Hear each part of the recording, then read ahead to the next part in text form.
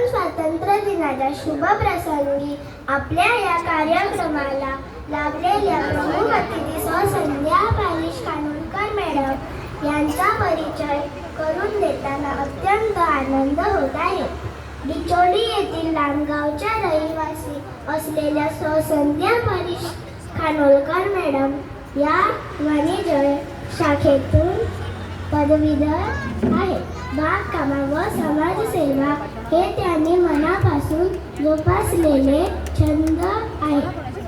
योगशास्त्रात त्या पदवीधर असून हरिद्वार येथून मुख्य योग शिक्षिका ही पदवी त्यांनी प्राप्त केली आहे. 2018 पासून त्या गोव्यामध्ये महिला योग समितीच्या राज्य प्रभारी म्हणून यशस्वीपणे धुरा सांभाळत आहे. तसेच त्यांनी डिचोली येथील महिला पंतजनी योग समितीच्या अध्यक्षपदाची तसेच उत्तर गोवा जिल्हा महिला सचिव पदाची जबाबदारी सांभाळली आहे.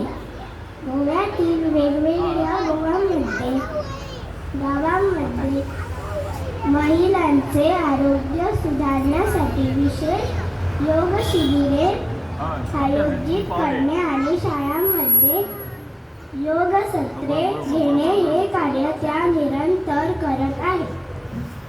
आरोग्य जागृतीबरोबरच सामाजिक क्षेत्रातही त्यांचा सक्रिय सहभाग आहे.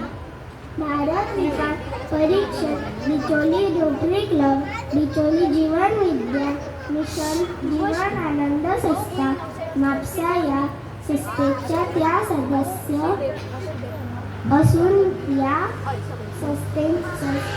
संस्थेच्या माध्यमातून रस्त्यावरील गरजू निराधार आणि असहाय लोकांसाठी त्या मुलांची मदत व सेवा पुरवितात. अशा अष्टपैलू सामाजिक बांधिलकी जपणाऱ्या आणि योग साधनेतून निरामय आरोग्याचा संदेश देणाऱ्या सौ संध्या पारिश कानोलकर मॅडम यांचे मी या स्वातंत्र्य दिनाच्या सोहळ्यात मनपूर्वक स्वागत करते. तसेच व्यासपीठावर उपस्थित शाळेचे अध्यक्ष श्री श्रीकांत पडणकर, उपाध्यक्ष श्री अरुण